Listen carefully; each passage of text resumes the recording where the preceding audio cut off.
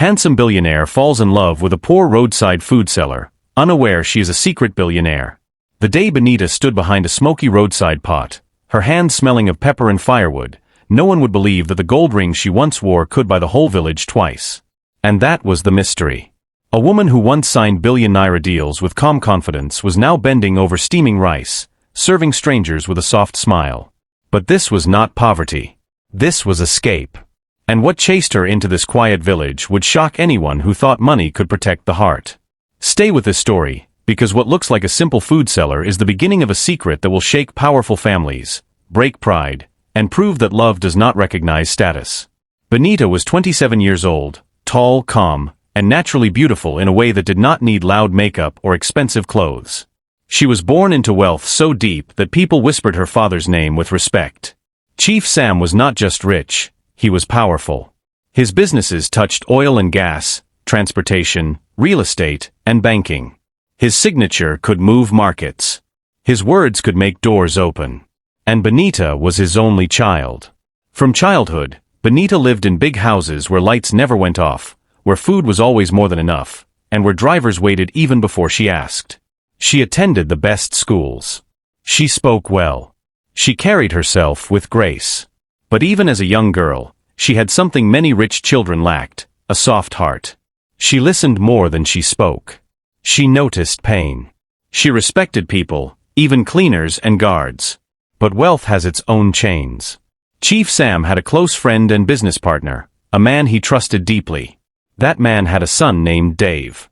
From the outside, Dave looked like a perfect match, rich, educated, confident. But from inside, Dave was a storm Benita feared. They grew up knowing each other.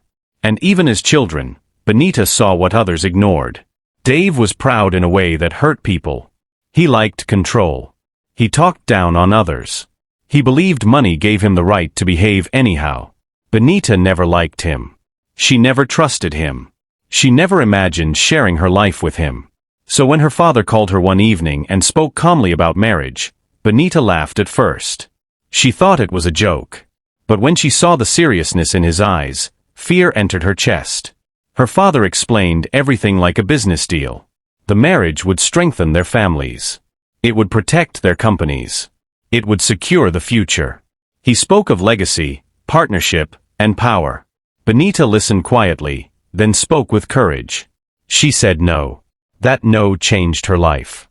Her parents were shocked. In their world, daughters did not reject such plans. Benita tried to explain. She spoke about Dave's attitude, his pride, his lack of respect. She begged them to understand that marriage was not a contract, that she would be the one living with him. But her words fell into silence. Days turned into arguments. Arguments turned into pressure. Pressure turned into emotional blackmail. Her father reminded her of all he had done for her. Her mother cried and begged her not to disgrace the family. Friends advised her to manage. Elders spoke about patience. Benita fought for months. But in that house, her voice was small compared to tradition and power. In the end, she lost. The wedding was grand. Cameras flashed. Guests smiled. Music filled the air. People called her lucky. But inside that white dress, Benita felt like someone walking into a cage with golden bars. The first weeks of marriage were quiet, but cold. Dave changed once the door closed. He was distant. He stayed out late. He spoke to her like she was a child. When she tried to talk, he brushed her aside.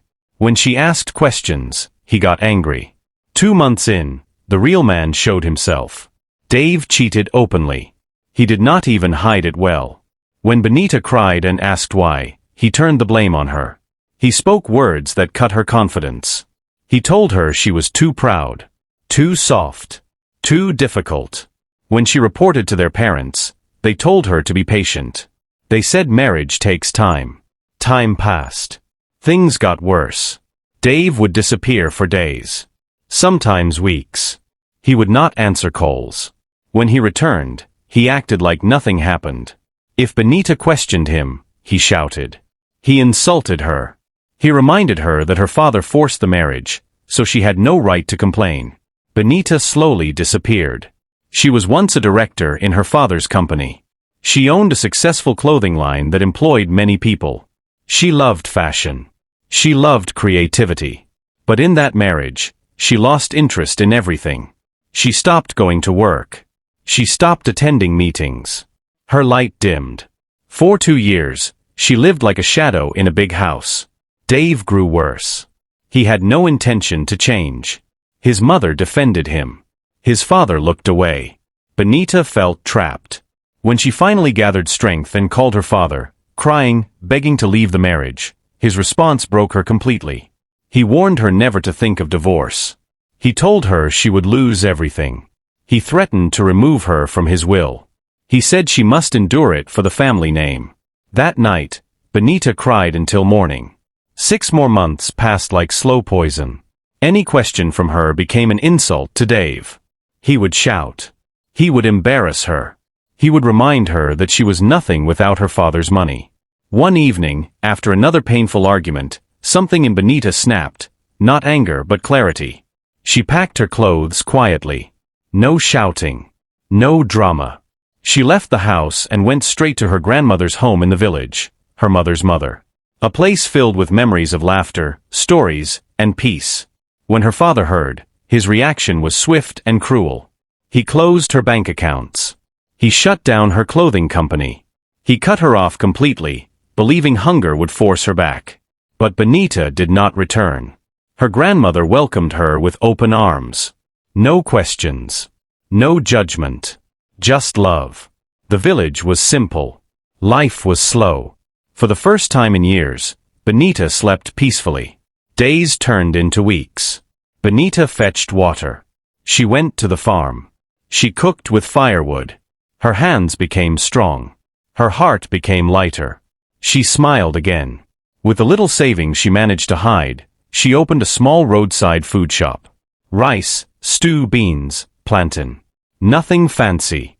Just honest food. She worked hard. She greeted customers with respect. People loved her food. They loved her humility. No one knew her past. And she did not miss it. Then one afternoon, everything shifted. A black SUV stopped by her small shop. Dust settled. A tall, handsome young man stepped out. Simple clothes. Calm eyes. He smiled and greeted her respectfully. He ordered rice, stew, chicken, and fried plantain. Benita served him. He ate slowly. He smiled.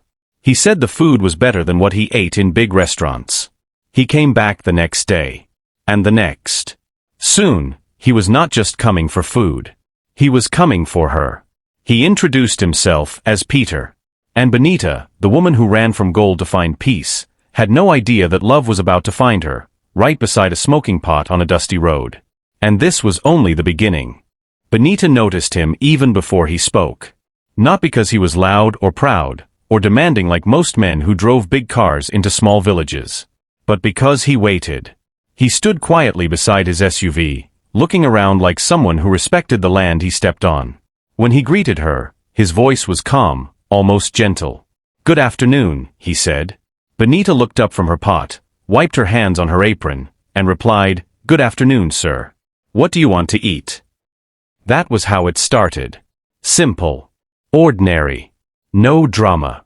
She served him rice and stew with chicken and fried plantain, just as he asked.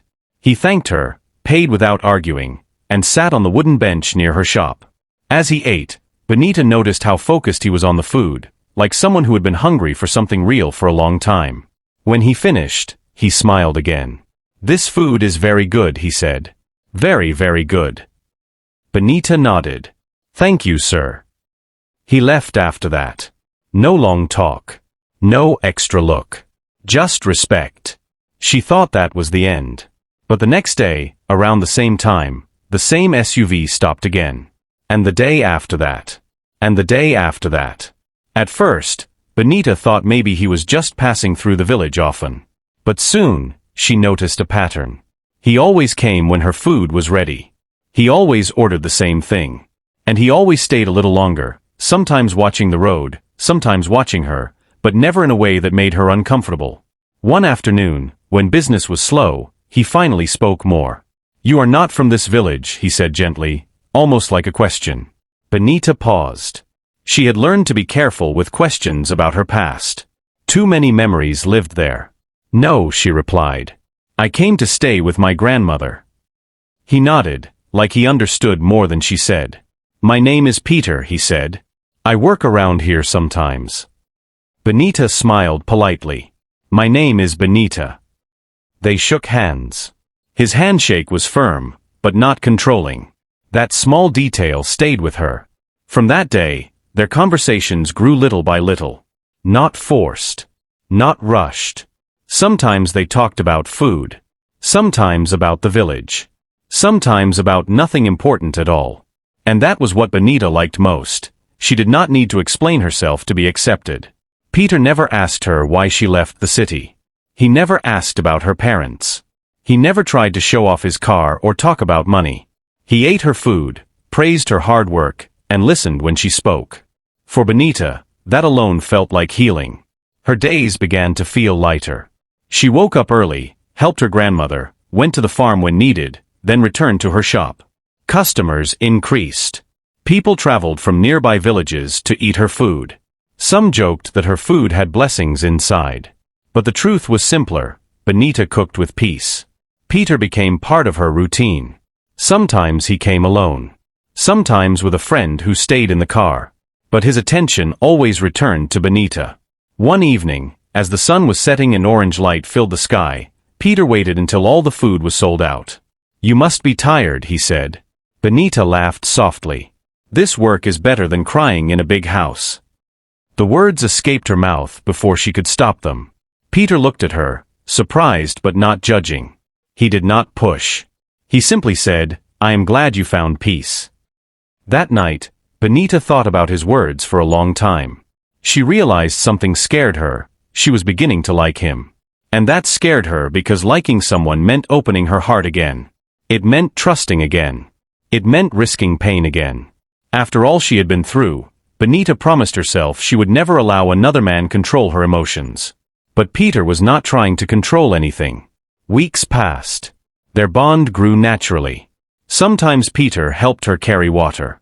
Sometimes he brought small things for her grandmother, sugar, tea, medicine.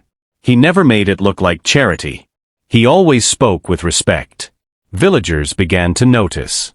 Some women whispered. Some smiled. Some warned her to be careful of rich men who come to villages for fun. Benita listened, but she watched Peter's actions more than words. One afternoon, rain started suddenly while Peter was eating. He waited under the small shade near her shop. Benita offered him a stool closer to the fire. As rain fell, he spoke quietly. Benita, can I ask you something? She nodded. Are you happy here? The question touched a deep place inside her. Yes, she replied honestly. I am. He smiled, relieved. I am happy here too, he said. And it is not because of the food. Silence followed. Not awkward. Just heavy with meaning. That was the day Peter admitted his feelings. He did not make big promises. He did not speak about marriage. He simply told her he liked her. That he admired her strength. That being around her made him feel calm. Benita listened. Her heart beat fast. She wanted to run. She wanted to believe. She wanted to protect herself. I have been hurt before, she said quietly. Very badly. Peter nodded. I am not asking you to forget. I am asking you to heal. Those words stayed with her. They decided to take things slowly. No pressure. No secret meetings. No hiding. Just honesty. But unknown to Benita, storms were gathering far away. In the city, Dave noticed something had changed. Benita was no longer begging. She was no longer calling. She was no longer responding to messages from family members telling her to come back. That silence bruised his ego. Her father also felt it. He expected hunger to humble her. He expected shame to break her. But months passed, and she did not return. Instead of concern, anger grew. How can my daughter be selling food by the roadside? He complained to his wife. She is embarrassing us. They decided to act. Meanwhile, Benita was learning what healthy affection felt like. She laughed freely again. She slept without fear.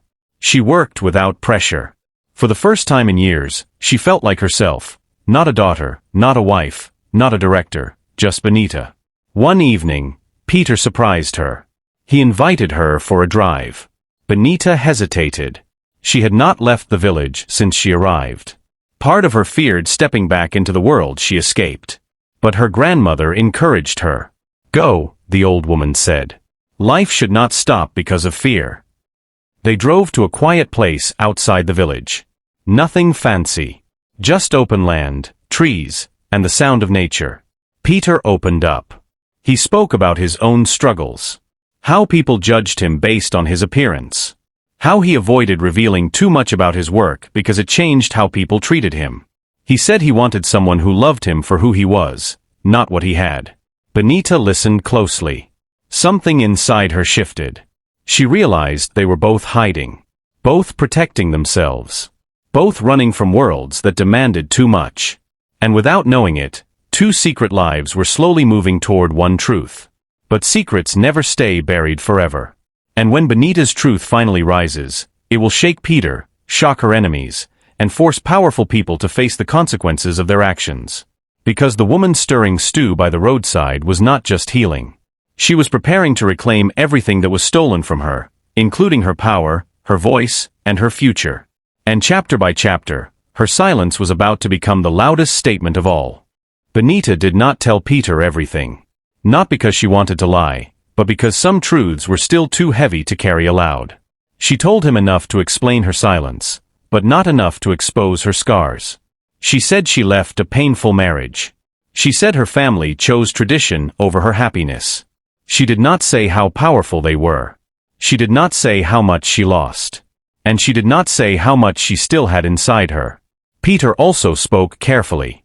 He talked about business stress, long hours, and traveling. He never mentioned figures, companies, or positions. When Benita once joked that he looked like a big man pretending to be simple, he laughed and said, "Maybe I just like peace more than noise." She accepted that answer because it felt honest enough. Their relationship stayed gentle. No rushing. No demands. Just presence. In the village, people began to treat them like a pair. Children waved when Peter drove in. Women smiled knowingly. Some men teased him lightly, asking when he would pay bride price. Peter laughed it off, but Benita felt her heart tighten each time. Marriage had become a word that carried fear. One night, after they closed the shop early, Benita sat with her grandmother outside. The old woman watched her carefully, the way elders see beyond smiles. "You are smiling again," her grandmother said. Benita nodded. "I am happy." "Happiness is good," the old woman replied. "But do not forget who you are." Benita looked away. That sentence followed her into her sleep. The next morning, something unexpected happened. A man from the city arrived at the village square asking questions. He asked about Benita. He asked if she sold food by the roadside. He asked where her grandmother lived. By afternoon, whispers filled the village. Benita felt uneasy. She had lived quietly for months. No problems. No drama. Why now? That evening, her grandmother called her inside and locked the door. "Your father's people are looking for you," she said calmly. Benita's heart dropped. "They came before?" she asked. "Yes," her grandmother replied. "I sent them away. But they will return." Fear mixed with anger inside Benita. She knew her father. He did not like losing control. Her silence was an insult to his authority. That night, Benita barely slept. Old memories returned. Threats. Warnings. The voice that once told her endurance was her duty. In the morning, Peter noticed something was wrong. "You are quiet today," he said. Benita forced a smile. "Just tired." But Peter was observant. He did not push, but he stayed close. 2 days later, a luxury car drove into the village, raising dust and attention. It stopped near Benita's shop. Her stomach turned. A man stepped out, dressed in expensive clothes, looking uncomfortable in the rural setting. He introduced himself loudly, making sure people heard. "I am from Chief Sam's household," he announced. Silence fell. Benita froze. The man looked at her, eyes full of judgment. Madam Benita, your father wants you home. Villagers stared in confusion. Father? Chief. Home. Benita stepped forward, her hand shaking slightly but her voice steady. I am not going anywhere, she said. The man scoffed. You are embarrassing your family. Selling food like this? Do you know who you are? Benita looked around at the people who had accepted her without knowing her background. She thought of peace, of healing, of the woman she rebuilt herself into. I know who I am, she replied calmly. And I choose this life. The man warned her again, mentioning closed accounts, lost companies, and shame. Benita listened without reacting. When he left, murmurs filled the air. Peter arrived shortly after, sensing trouble. He saw Benita standing still, her face pale. What happened? He asked. She hesitated, then decided she could not hide forever. My father is very rich, she said slowly. He wants control over my life. I left everything behind. Peter was quiet. Not shocked, but thoughtful. You did what you needed to survive, he said. That acceptance meant more than Benita could explain. But the visit changed things. Villagers began to look at her differently. Some with respect. Some with suspicion. Some with envy. Peace became fragile. That evening, Benita made a decision. She would stop running. Not back to the marriage. Not back to pain. But toward her truth. She sat Peter down and told him more. About her forced marriage. About losing herself. About choosing the village to breathe again. She did not tell him about her remaining assets, or her quiet plans. Some parts of the truth still needed the right moment. Peter listened quietly. When she finished, he held her hands. You are strong, he said. And you are free. Those words grounded her. In the city, things were unraveling. Dave's pride was wounded. His friends mocked him. His marriage was empty. His affairs no longer filled the silence. He wanted Benita back, not out of love, but control. Chief Sam was angry. Not because his daughter was hurt, but because she disobeyed him publicly. His reputation mattered more than her peace. Plans were made. Back in the village, Benita began to plan too. She reopened contacts quietly. She reached out to old friends who still believed in her. She studied again. She dreamed again. But she stayed at her shop. She stayed grounded. Peter noticed a new strength in her. A calm confidence that reminded him of powerful people he had met before. One evening, as they watched the sunset, Peter said, You know, sometimes I feel like you are hiding a kingdom behind that smile. Benita laughed softly. Maybe I am. He smiled. When you are ready, I will listen. That trust deepened her affection. But fate was moving fast. A letter arrived for Benita, stamped with authority. A demand. A threat disguised as concern. Her father was coming. And with him would come the past she escaped, the power she rejected, and the choice she could no longer avoid. Benita folded the letter carefully, took a deep breath, and looked at the road ahead. She was done being afraid. She was ready to reclaim her power, on her own terms. And when the truth finally comes out, it will not just surprise Peter. It will change everything. The morning Chief Sam arrived in the village. The air felt heavy, like the sky was holding its breath. Benita woke up before sunrise. She had barely slept. The letter from her father stayed on the small table beside her bed, folded neatly, but loud in her mind. She did not need to open it again. She already knew its message. Come home. Submit. Obey. Her grandmother watched her closely as Benita tied her wrapper and stepped outside. Today will not be easy, the old woman said softly. Benita nodded. But I am ready. That strength did not come from anger. It came from acceptance. She had finally accepted that running forever was not freedom. Facing the truth was. By mid-morning, expensive cars rolled into the village. Dust rose. Children stopped playing. Women paused their gossip. Men stood and watched. Big cars rarely came here, and when they did, trouble followed. Chief Sam stepped out of his car dressed sharply, looking powerful even in the village. Two men followed him. His face was hard, unreadable. Benita stood beside her food shop, calm but alert. When their eyes met, something shifted. Chief Sam expected to see fear. He expected tears. He expected shame. What he saw instead was a woman standing tall. "Benita," he called, his voice firm. "Let us talk." Villagers gathered at a distance. Whispers floated in the air. Benita walked toward him slowly. "You can talk," she said. "I will listen." Her calmness irritated him. "Is this how you live now?" he asked, looking around. "Selling food like a common woman?" Benita looked at her shop, her pots, her bench. "This place saved my life." Chief Sam frowned. "Your life was never in danger. You were just stubborn." That word hit her, but she did not react. "You forced me into a marriage that destroyed me," she said simply. He scoffed. "Marriage has challenges. You endure. You do not run away." "I did not run," Benita replied. "I survived." Silence fell. People listening felt the weight of her words. Chief Sam lowered his voice.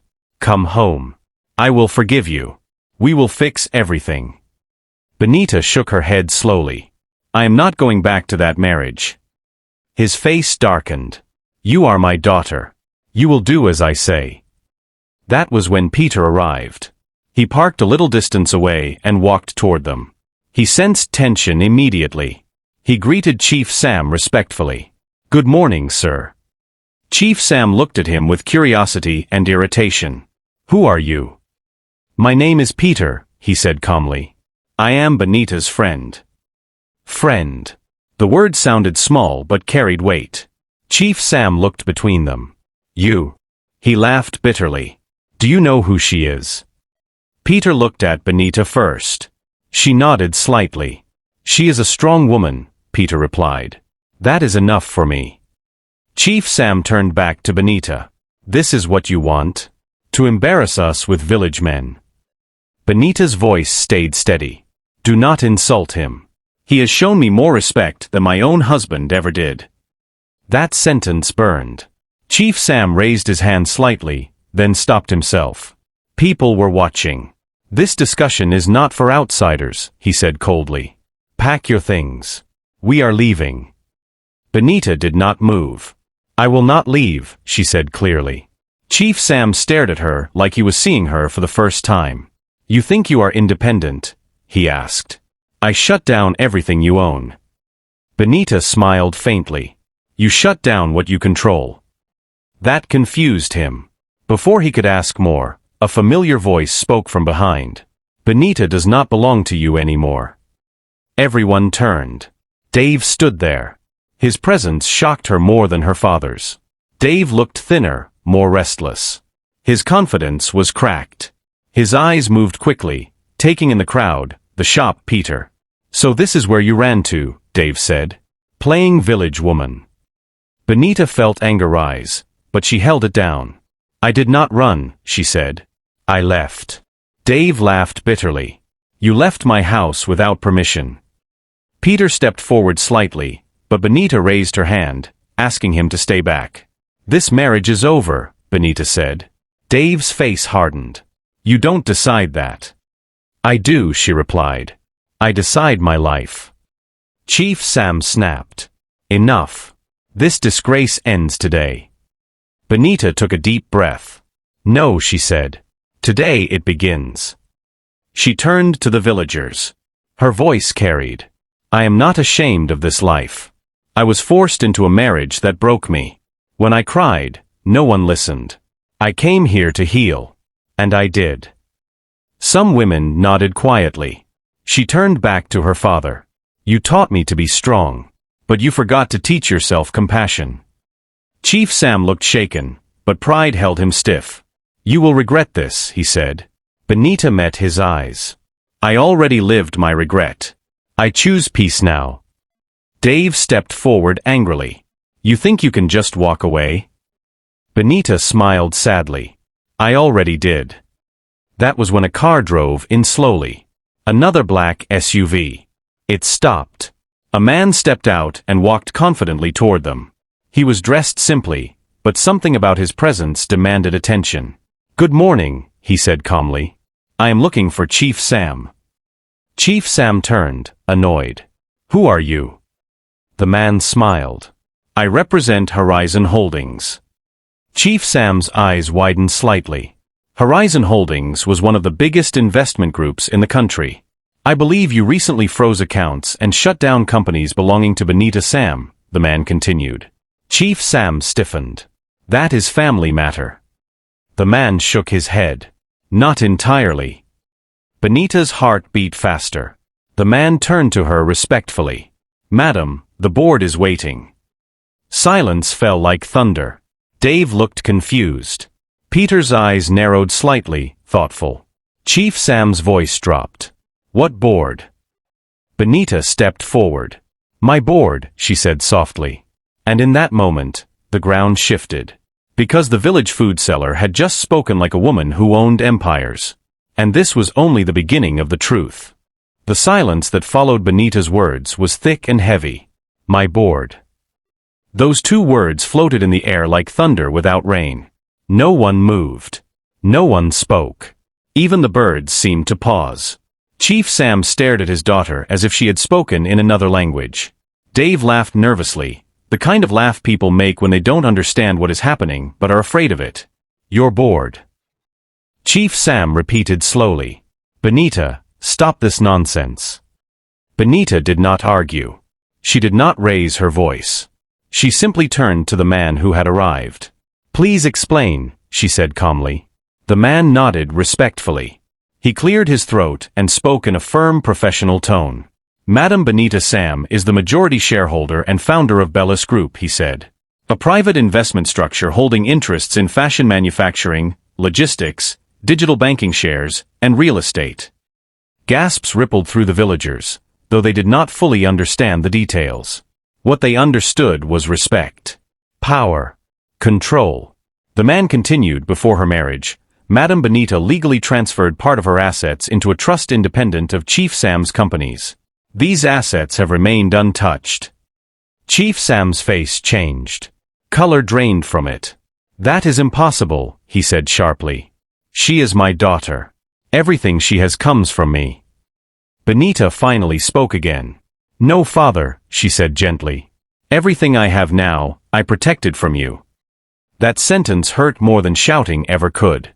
Dave stepped forward, anger flashing in his eyes. So all this time, you were pretending? You let my family treat you like nothing. Benita turned to him slowly. Her eyes were calm, but deep. I was not pretending, she said. I was surviving. She faced everyone. I did not hide my wealth to deceive anyone. I hid it to breathe. To remember who I was without money controlling my life. Peter watched her closely. His heart was beating fast, not with fear, but with admiration. The woman he thought he knew was unfolding into something deeper, stronger. Chief Sam clenched his fists. You disobeyed me. You went behind my back. Benita nodded. Because every time I came to you with pain, you told me to endure. You protected your pride, not your daughter. That truth landed hard. The representative from Horizon Holdings stepped forward again. Chief Sam, he said politely, your actions to freeze accounts and shut down her registered company were challenged legally. The court ruled in her favor this morning. Chief Sam staggered slightly. What? Her clothing brand has been restored. All assets returned. Compensation is being processed. Dave's mouth fell open. Benita closed her eyes briefly. Not in victory, but relief. For the first time in years, the chains were off. Villagers whispered openly now. Some looked at Benita with awe. Others with shame for doubting her. Some women smiled proudly. Peter took a step closer to her, not touching, just standing in support. Chief Sam struggled to regain control. So what now? He asked bitterly. You think this humiliation ends here? Benita looked at him, really looked at him. Not as a powerful man, but as a father who failed her. I did not call you here to fight, she said. I called you here to tell you something. She faced Dave. Our marriage is over, she said clearly. I have filed for legal separation. Not secretly. Not in fear. Openly. Dave scoffed. You think money will save you from tradition? Benita shook her head. Money didn't save me before. Courage did. She turned back to her father. I forgive you, she said. That shocked everyone. Chief Sam blinked. Forgive me. Yes, Benita replied. Because carrying anger will keep me tied to you. And I am free now. Her grandmother wiped tears quietly. Peter felt his chest tighten. This was not just strength. This was healing. Chief Sam looked around. The village. The people. The daughter who no longer bowed. For the first time, his power felt small. We are leaving, he said finally, his voice low. Dave followed him, bitterness written all over his face. As the cars drove away, dust rose again, but this time it felt lighter. When silence returned, Benita sat slowly on the wooden bench beside her shop. Her hands trembled slightly. The release was overwhelming. Peter sat beside her. You are incredible, he said softly. Benita let out a shaky laugh. I was afraid you would see me differently. Peter shook his head. I see you more clearly. She looked at him, searching his face. You don't feel lied to? No, he replied. I feel honored that you trusted me with your real self when you were ready. Tears filled her eyes. For the first time, she leaned on someone without fear. That evening, the village gathered quietly around her shop. Not to gossip, but to support. Women brought food. Men offered help. Children laughed. Benita realized something powerful. She did not need to choose between who she was and where she was. She could be both. Later that night, as she lay beside her grandmother, Benita stared at the ceiling. She was no longer running. She was no longer hiding. But one truth remained untouched. Peter still did not know who he truly was either. And soon, his own secret would surface. Because love, like truth, always finds its moment. And when it does, it changes everything. After the dust settled and the village returned to its slow rhythm, Benita expected peace to come easily. She thought the hardest part was over. She was wrong. Freedom always comes with new questions. The days after her father left were strange. People still greeted her warmly, but there was a new tone in their voices. Respect mixed with curiosity. Some villagers now called her Madam again. Others tried to please her too much. Benita noticed it and gently stopped it. Please, she would say with a smile, I am still Benita. She continued selling food. She still fetched water. She still sat on the wooden bench in the evening breeze. She did not want her truth to create distance between her and the life that healed her. But inside her heart, something was restless. Peter had been unusually quiet. He still came. He still helped. He still smiled. But Benita felt a wall she had not noticed before. Not cold. Not rejection. Just distance.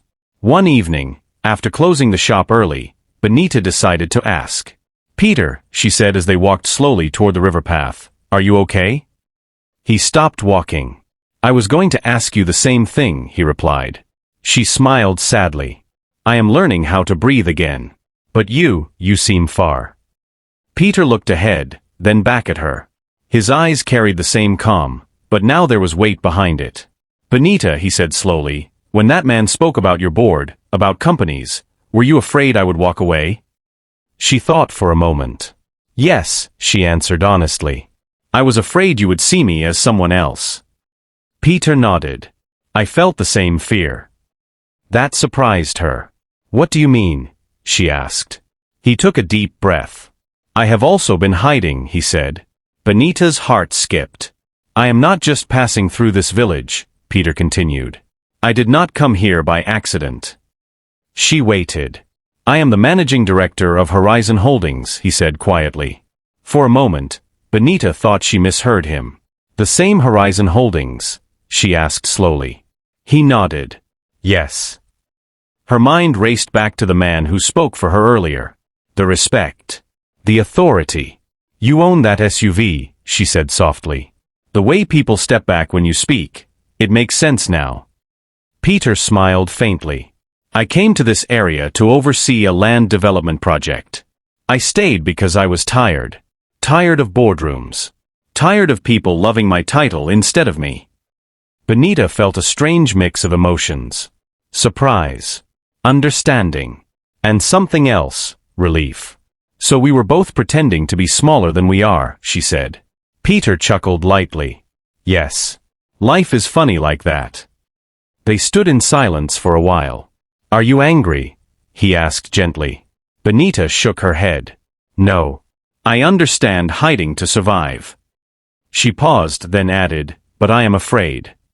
Of what? Peter asked. Of power, she said. Of money controlling us again. Of love becoming another contract. Peter turned to face her fully. Benita, he said, I did not fall in love with your strength in business. I fell in love with the woman who stirred stew with patience. The woman who laughed with children. The woman who chose peace over pride. Her eyes filled with tears. And I did not fall in love with your car or your company, she replied. I fell in love with the man who waited his turn, who listened, who never raised his voice. They both smiled. That night, they talked for hours. About fears. About past mistakes. About what love should never be again. Peter admitted he once thought success would make him happy. Benita admitted she once thought obedience would bring peace. Both were wrong. They made a promise. No secrets again. No hiding. No control. Just honesty. But life was not done testing them. In the city, news spread quickly. Benita's return to power caused waves. Investors talked. Media whispered. And Dave watched from a distance, burning with regret and anger. He had lost control. He had lost pride. And now he realized something too late. He had lost Benita forever.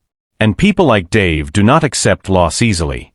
As Benita and Peter stood together under the stars that night, holding hands without fear, neither of them knew that the next battle would not be about wealth or family. It would be about choice. And love would soon be tested in a way neither of them expected. Peace is fragile when people around you are used to power games. After Benita and Peter shared their truths, something between them settled.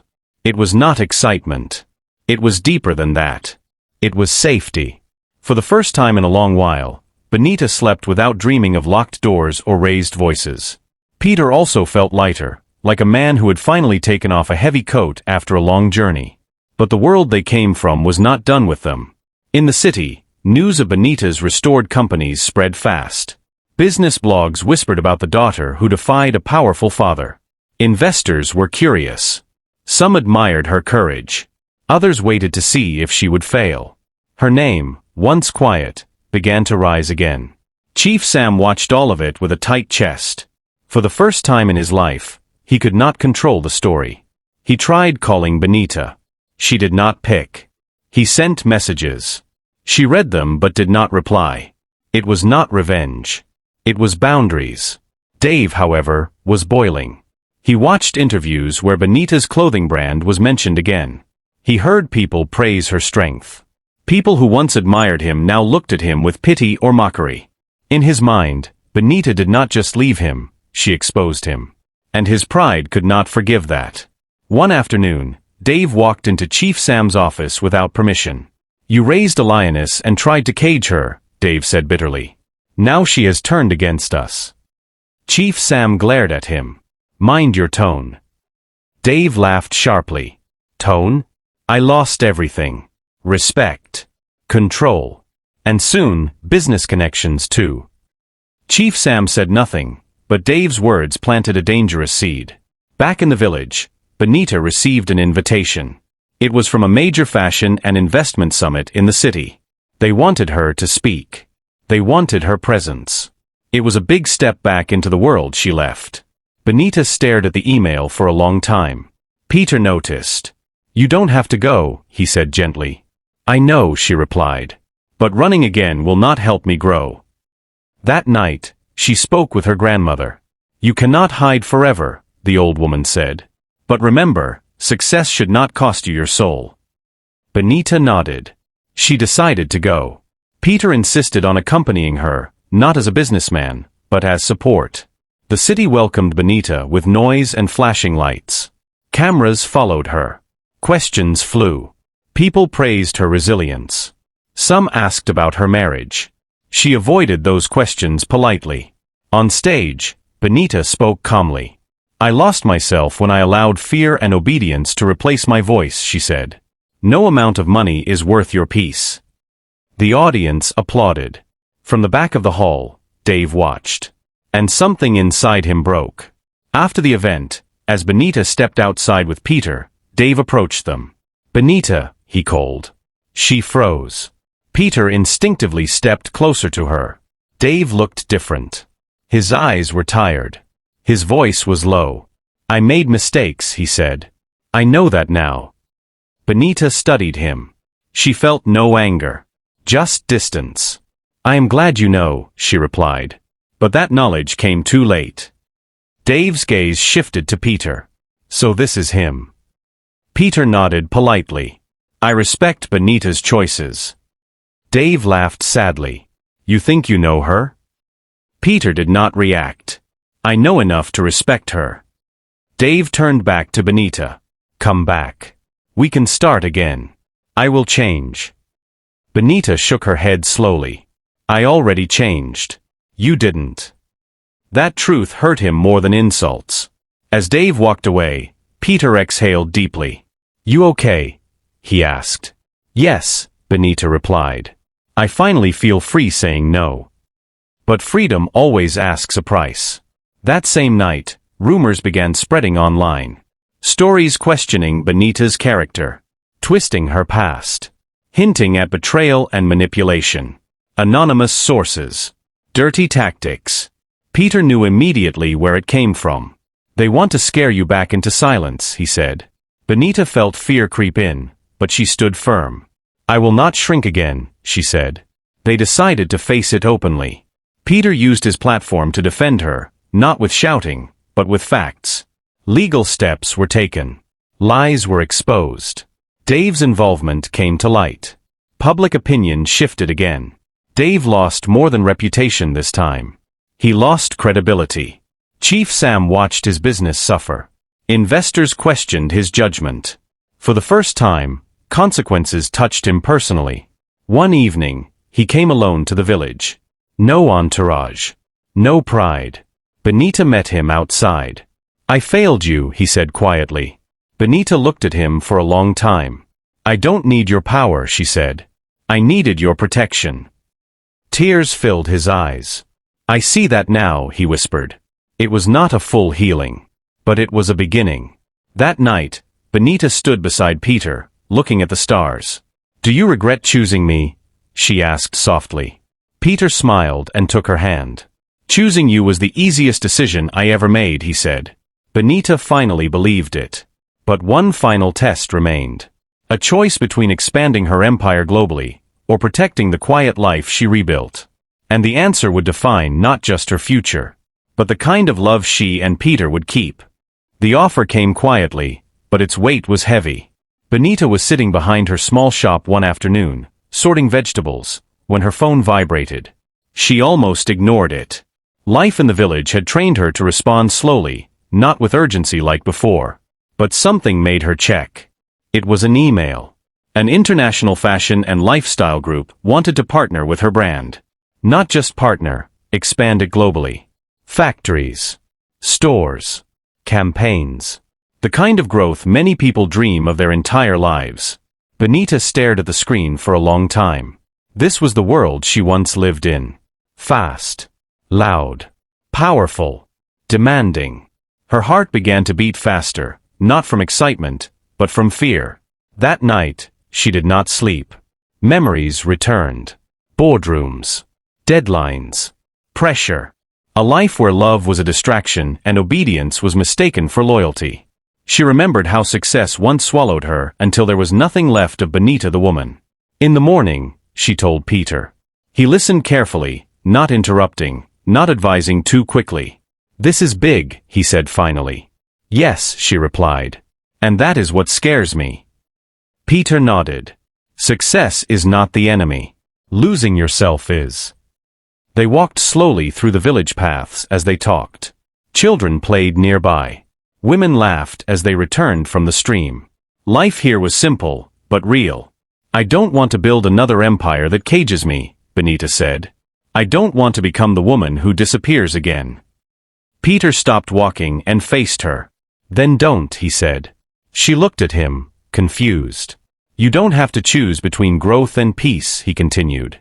You just have to choose how you grow. Those words stayed with her. Benita decided to take time before responding. She spoke with her grandmother again. You left the city to heal, the old woman said.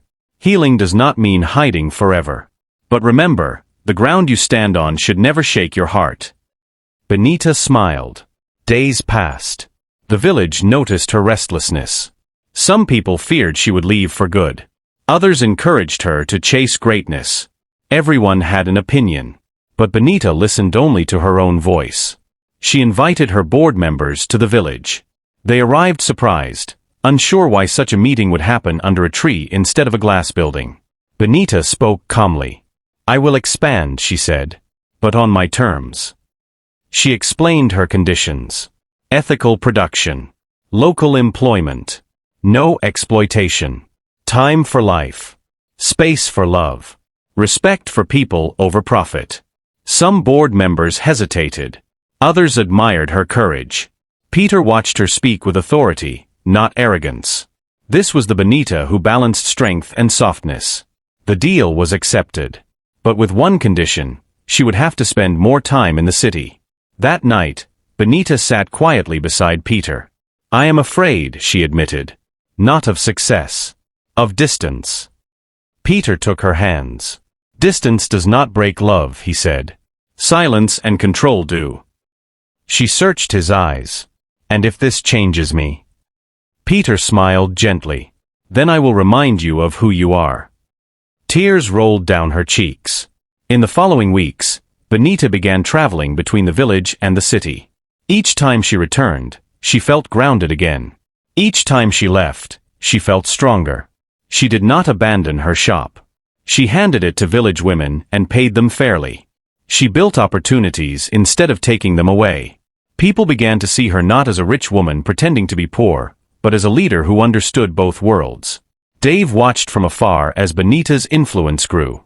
He tried once more to reach out, but she did not respond. Some doors close quietly, and that is mercy. Chief Sam also changed. Slowly. He began supporting women-led initiatives. Not loudly. Not for praise. But as repentance. One evening, after Benita returned from a long trip, Peter surprised her. He took her back to the roadside shop where they first met. He ordered rice, stew, chicken, and fried plantain. She laughed. You are serious? He nodded. Very. They sat on the same wooden bench. This place, Peter said, is where I met the woman who taught me that power without peace is empty. Benita smiled. And you, she replied, are the man who showed me that love does not demand sacrifice of self.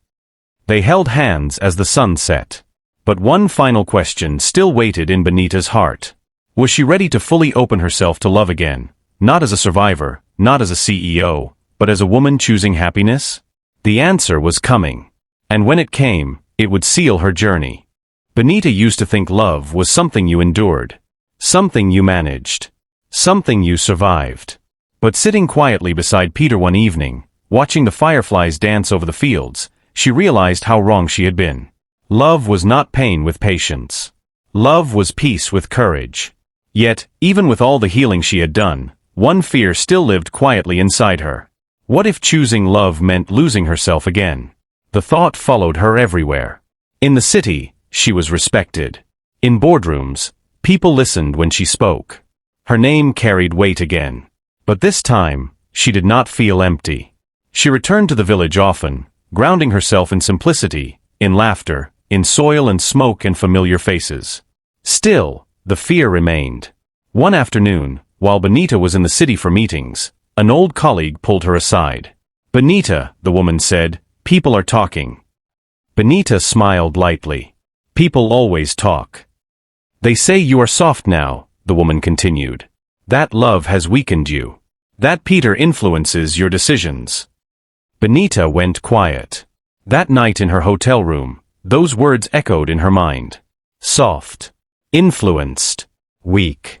They were the same words once used to trap her. She returned to the village earlier than planned. Peter noticed immediately that something was wrong. "You are fighting yourself," he said gently as they walked together. Benita stopped. "I am afraid," she confessed. "Afraid that loving you will make people think I am no longer strong." Peter looked at her with calm understanding. "Benita," he said, "strength is not hardness. Strength is knowing when to open your heart without losing your spine." She looked at him, tears forming. "I don't want to become small again," she whispered. Peter smiled softly. "You never were small. You were silenced." That truth broke something open inside her. That night, Benita spoke to her grandmother again. "I love him," Benita admitted. "But I am afraid." The old woman held her hands. "Child," she said, "love does not take your power. It reveals how you use it." Benita slept peacefully that night. Days later, something unexpected happened. Peter invited Benita to a small gathering in the city. No cameras. No press. Just a few trusted people. Leaders. Entrepreneurs. Friends. At the gathering, Peter stood up and spoke. "I have built businesses," he said. "I have managed wealth. But I have learned something important. Success without peace destroys quietly." He looked at Benita. "This woman reminded me that leadership must have a heart." The room was silent. Benita felt seen. Not owned. Not overshadowed. Seen.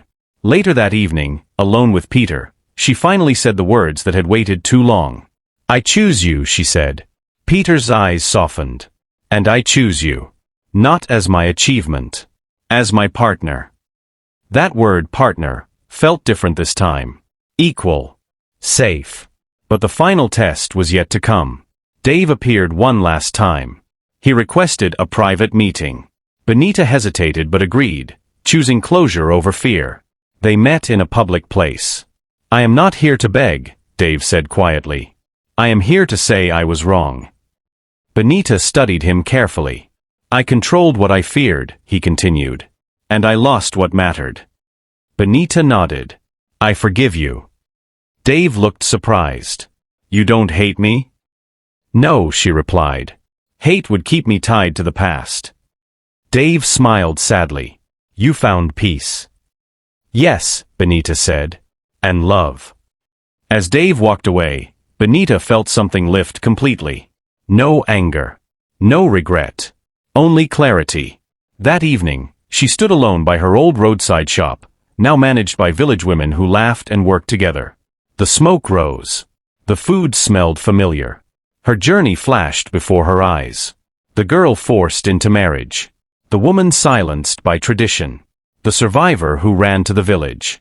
The leader who returned on her own terms. And finally, the woman who chose happiness without apology. Benita realized something powerful. Reclaiming your power does not mean standing alone.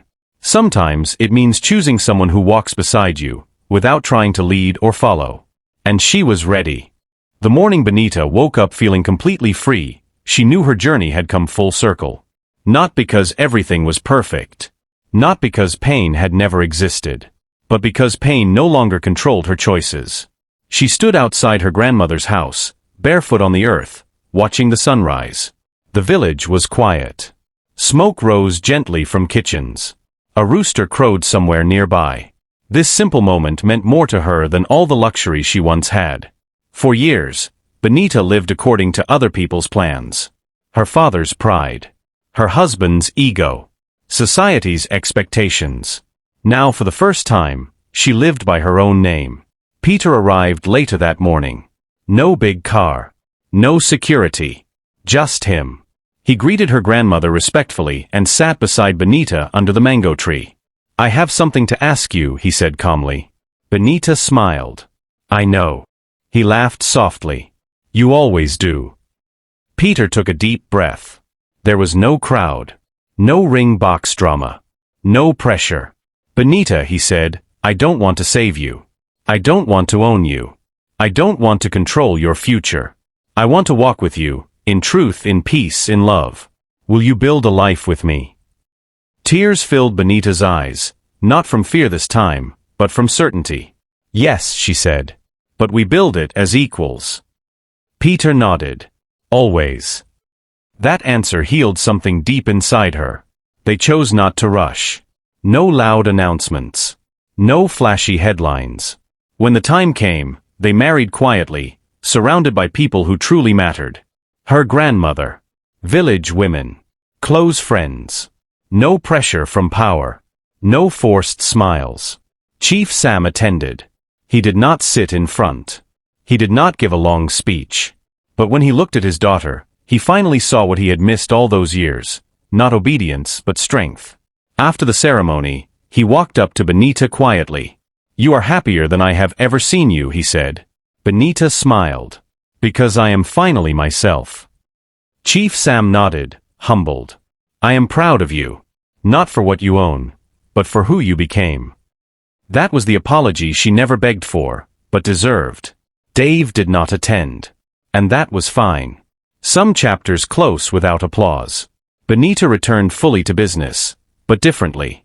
Her companies grew, but people grew with them. She invested in rural women. She built training centers. She paid fair wages.